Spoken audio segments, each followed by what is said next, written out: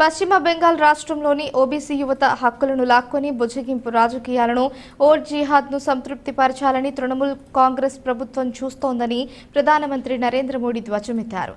రాష్ట్ర ముఖ్యమంత్రి మమతా బెనర్జీ పేరెత్తకుండా కలకత్తా హైకోర్టు న్యాయమూర్తులను ఆమె ప్రశ్నిస్తున్నారని విమర్శించారు. వారికి వ్యతిరేకంగా తీర్పులు చెప్పినందుకు ఒకవేళ టీఎంసీ ఇప్పుడు జడ్జీలపైకి తన గూండాలను వదులుతుందా నేను తెలుసుకోవాలి అనుకుంటున్నా అని సందేహం వ్యక్తం చేశారు. మంగళవారం జార్ఖండ్, పశ్చిమ బెంగాల్ రాష్ట్రాల ఎన్నికల సభల్లో ప్రధాని మాట్లాడారు.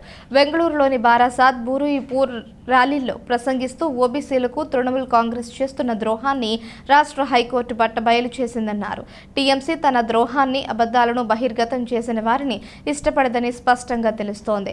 న్యాయ వ్యవస్థను ఆ పార్టీ ప్రశ్నిస్తున్న తీరును దేశమంతా చూస్తోంది. మన రాజ్యాంగపైన, న్యాయ వ్యవస్థపైన వారికి విశ్వాసం లేదా? న్యాయమూర్తులపై దాడి చేస్తున్న తీరును గతంలో ఎన్నడూ చూడలేదు అని ప్రధాని తెలిపారు. అవినీతి సొమ్మును కక్కిస్తాను అంటూ జిస్నీ కాయా హై ఉసే బాహర్ నికాలుంగా అని తన కొత్త గ్యారంటీ అన్నారు.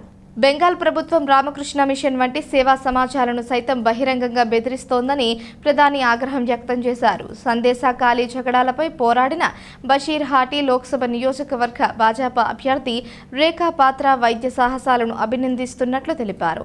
రాష్ట్రంలోని మొత్తం సముదాయం పౌరసత్వ సవరణ చట్టం కింద భారత పౌరసత్వం పొందకుండా ఏ శక్తి అడ్డుకోలేదన్నారు. కోల్కతాలో మోడీ భారీ రోడ్ షో నిర్వహించారు. ముందుగా బాగ్ బజార్లో ఉన్న శారదామాత మందిరాన్ని సందర్శించారు. శ్యామ బజార్లోని నేతాజీ సుభాష్ చంద్రబోస్ విగ్రహానికి నివాళులర్పించారు. और इंफ्रास्ट्रक्चर पर निवेश पूर्वी भारत में रोजगार और स्वरोजगार के भी नए मौके बना रहा है. साथियों, यहां पश्चिम बंगाल के एक हिस्से में कोयला और दूसरी खनिज संपदा है, तो दूसरी तरफ एक बड़ी कोस्टलाइन है. यहां डायमंड हार्बर जैसा ट्रेडिंग सेंटर है. आजादी के पहले एक समय वो भी था जब बंगाल लाखों देशवासियों को रोजगार देता था.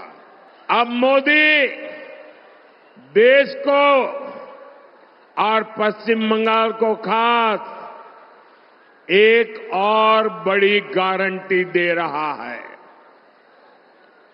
मोदी की गारंटी है. पहले मैंने गारंटी दी थी, न खाऊंगा न खाने दूंगा. अब मेरी गारंटी है, जिसने खाया है उससे बाहर निकालूंगा और जिसका खाया है उसको मैं लौटाऊंगा.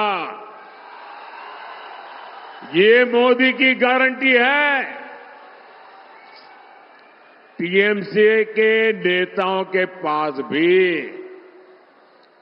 ये जो नोटों के पहाड़ निकले हैं, एक एक रुपये का हिसाब होगा. जिसका लूटा है उसको वापस कैसे मिले, इसके लिए मैं कानूनी रास्ते बना रहा हूं.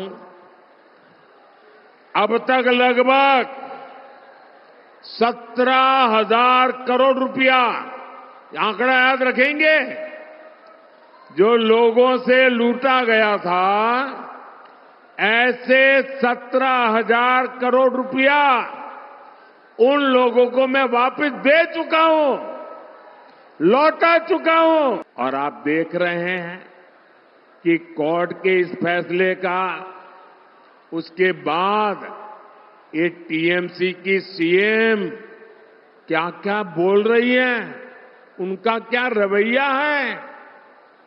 मैं तो हैरान हूं.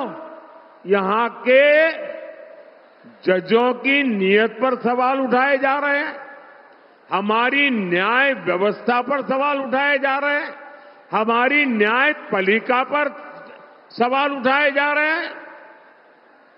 मैं जरा टीएमसी वालों से पूछना चाहता हूं, अब क्या जजों के पीछे भी अपने गुंडे छोड़ दोगे क्या? पूरा देश देख रहा है कि कैसे टीएमसी बंगाल में न्यायपालिका का गला गौंट रही है।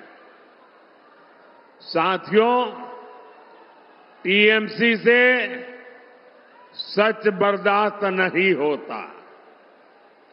जो कोई भी टीएमसी के गुनाह सामने लाता है, टीएमसी उनको टारगेट करती है।